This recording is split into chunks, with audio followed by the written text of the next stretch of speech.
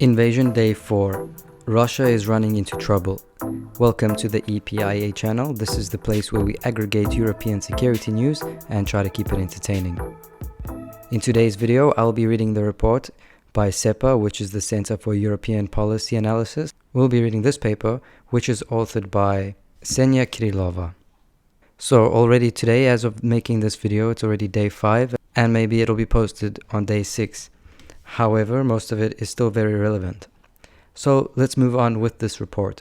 The war has not gone as planned, and there are growing signs that Russia's strategy is fraying upon the pressure of events. This is the 4th day of Russia's full-scale war against Ukraine.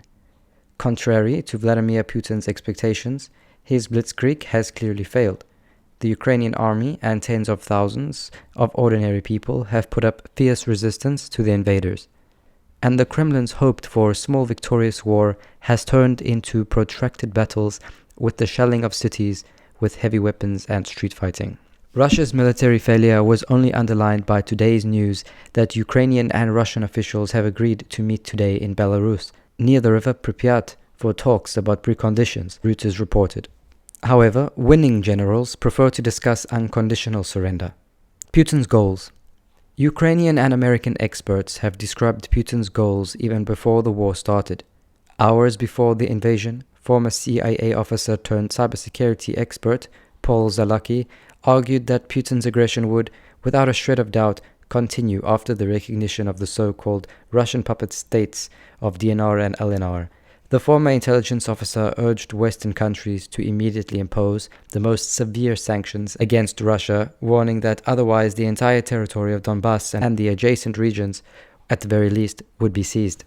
Former advisor to the Ukrainian Minister of Defense and the head of the Center for Defense Reforms, Alexander Daniluk, also noted that, against the backdrop of further military escalation, two scenarios could play out. Creating political and social destabilization would lead to a coup in Ukraine, or breaking through a land corridor to Mariupol and in the future to Crimea, so cutting off Ukraine from the Sea of Azov and seizing control of the Crimean Canal. At the moment, it is clear that the Kremlin has decided to implement both of these scenarios. As of the morning of February 26th, Kiev time, Daniluk reported that Russia has not abandoned its idea of a pseudo-coup under a false flag in Kiev in order to install a government loyal to the Kremlin. For this purpose, he said, small groups of saboteurs disguised in Ukrainian uniforms were sent to the city.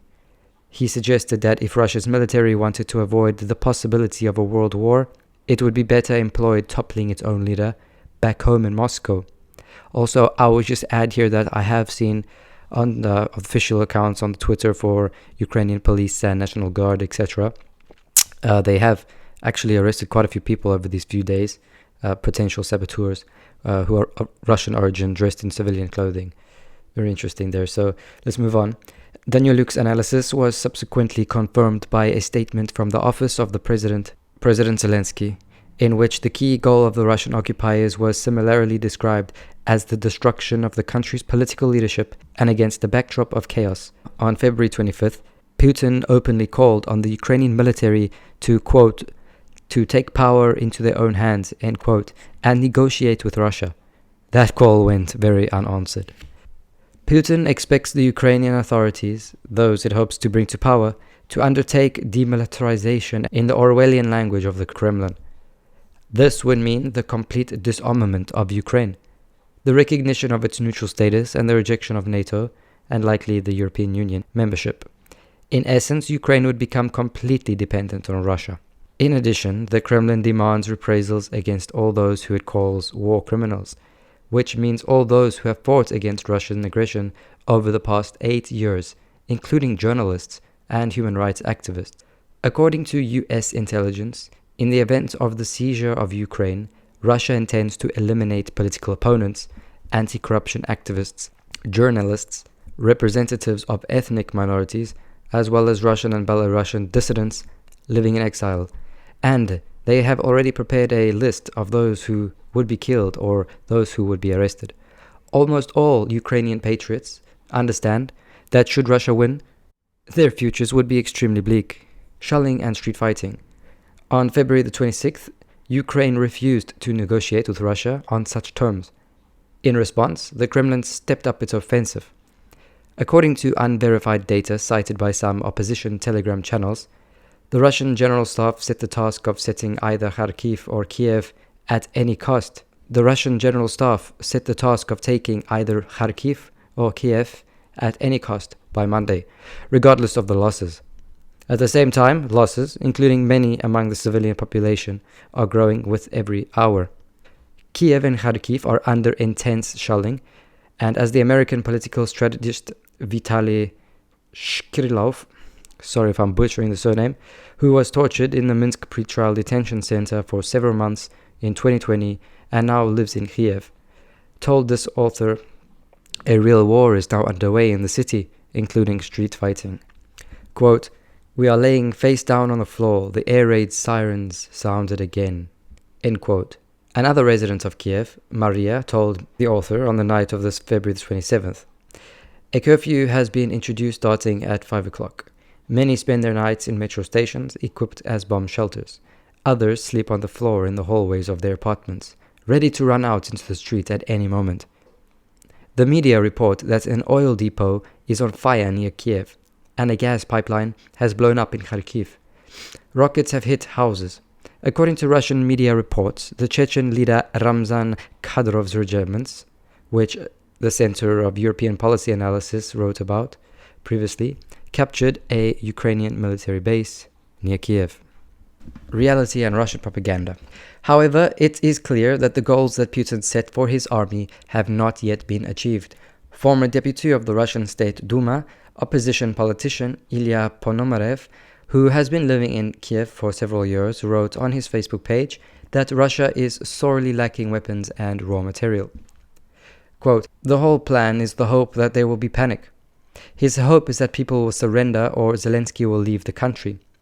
They expect that at first Kharkiv will surrender, and the rest of the cities will follow in example in order to avoid bloodshed," writes Ponomarev. Leading Russian economist Vladislav Inozemstev also called the Russian war against Ukraine a defeat due to two fundamental elements of the Putin system, which are lies and theft. The lie, according to him, was that Putin was misinformed by his own advisors, and the theft was the embezzlement of money aimed at rearming the army. Meanwhile, in Russian propaganda, the main narratives of the first day of the war persisted. That a, quote, "peacekeeping operation is being carried out in Ukraine in order to liberate the civilian population from the oppression of the puppet government." So, Ukraine estimates that more than 4,300 Russian troops have died. That's only on the fourth day of invasion, but there is no confirmation on that figure. Russia has meanwhile imposed censorship on the conflict. Roskomnadzor is now requiring the media to remove factual materials about the war under the threat of blocking them, and prohibits the publication of any articles, quote, "in which the ongoing operation is called an attack, an invasion, or declaration of war." Okay, but to be fair and to be blunt and to be honest, the same thing is done in the West. I mean, the media is in big cahoots with, governments and even pharmaceutical companies, industries, and they silence a lot of people, like, on different sides. So to be saying that, like, oh, it's like expected, right? So they can't be saying anything about that. I mean, even the West does that. The biggest democracies, right, in the world also censor like crazy. So anyway, moving on. Russian dissidents trying to convince their neighbors and relatives told the author that most of the population still believes Kremlin propaganda, and they support the military action. That's unfortunate. Military casualties and equipment losses are being concealed, and people who protest against the war are branded as traitors and detained by the police. On the first day of the war alone, according to human rights activists, almost 2,000 people were detained. Well, that's the end of the report. It was a very good one. Most of the stuff is 100% factual. I can get behind. Although right in the beginning she did mention that Russia having a full-scale attack. Although I don't think it to be true. Like, maybe it is though, but I'm not sure. But I don't think this is like 100% of the Russian military's capabilities. I feel like Putin has been sending a lot of the conscripts, a lot of the really like not so well trained forces, because again, like that was rightly said in this report, he believed that this would be a quick war, that Ukrainians would just capitulate and support Russia, which is not the case. So my only fear is that this is not a full force invasion, and that now he actually will be implementing a full force invasion, which would, would just ramp up the numbers on both sides even more. And hopefully Russia doesn't end up using their heavy weapons, artillery, rockets. I think in the beginning of the invasion, when he still thought that he could get Ukrainians to lay down their weapons and capitulate, he believed that, they don't want to use heavy weapons and to shell cities because they want those cities and they don't want to rebuild after a huge war. But I think every day that goes on, and every day that the Ukrainians are proving themselves to be brave and courageous and defending their country, is every day closer that Putin and his military may resort to using more heavy weapons. So let's hope that's not the case. Let's hope that they can just end their invasion and that Ukraine can stay sovereign and keep intact its territorial integrity. So a little bit about this author of this article here, this report, says that Ksenia is an analyst focused on Russian society, mentality, propaganda, and foreign policy. So she's also the author of numerous articles for the Jamestown Foundation. She's also written for the Atlantic Council, Stratfor, and others. Alright, so thank you so much for watching this video. I hope you did find it informative. If you did like this video, please give it a like. And if you're new here, please subscribe to the channel. Thanks again and take care.